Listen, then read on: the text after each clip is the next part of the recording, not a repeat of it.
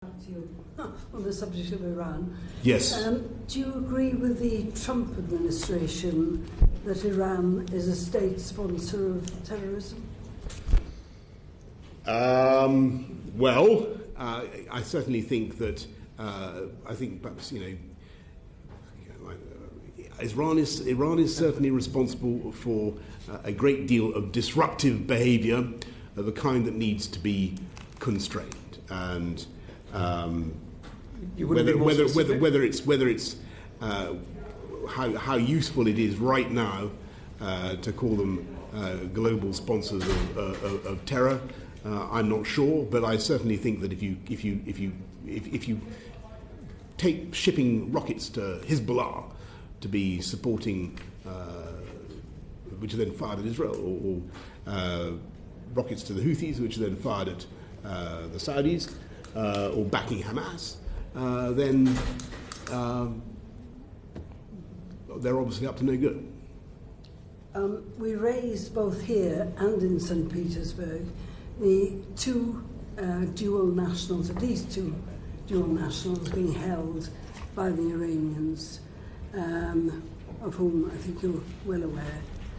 In both cases, I believe it's been difficult for you to visit them. Is there any access from consular officials to either of the two? I believe there has been some access in some of the consular cases we have in Iran, but these are very difficult cases. I think that Minister Burt, my colleague, saw Nazanin Zaghari-Ratcliffe's husband yesterday to reassure him of our efforts to try to free Nazanin Zaghari-Ratcliffe. We continue to make representations both on her behalf and on behalf of Mr. Foroughi and indeed others. As the committee will appreciate, it is very, very difficult because the Iranians do not recognize dual citizenship. They think of them just as Iranians, and it's very, very hard. And if I may say so, one of the get back to the point that the chairman rightly made about the Iranian state, one of the disadvantages of escalating these difficult consular cases and having a very loud public campaign in this country is that simply strengthens the hand of those who are using these cases for their own internal ends in Iran, and that's why sometimes the advice that I've had over the months is no matter how frustrating and miserable it is, and clearly these cases are very, very sad.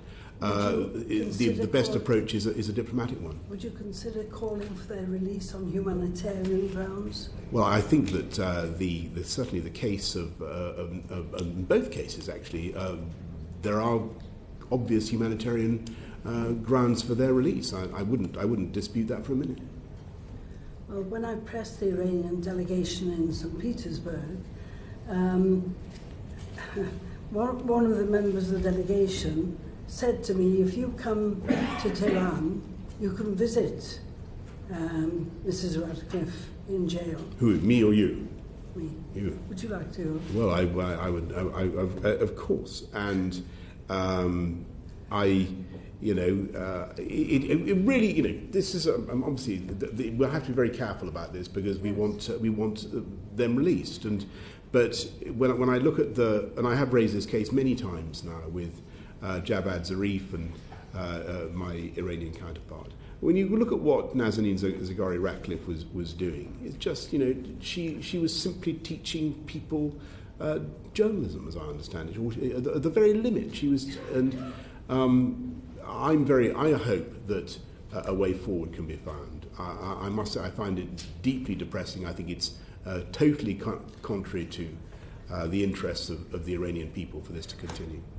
But can I just ask you whether you think we are playing it in the right way? Because the Americans always seem to get their people out. Well, and Mrs. Clear, they do sometimes, but then what happens is that the Iranians lift some more and hold them for the same purposes. So the Iranians are hostage taking, is it? Well, I'm not going to go as far as to say that, but it's what's certainly the case is that the American efforts to do deals have then been followed by further very, very difficult consular cases in which duals have been detained. Ms. Guy. Thank you, Chairman. I just want to follow up from Ms. Clewis' questioning.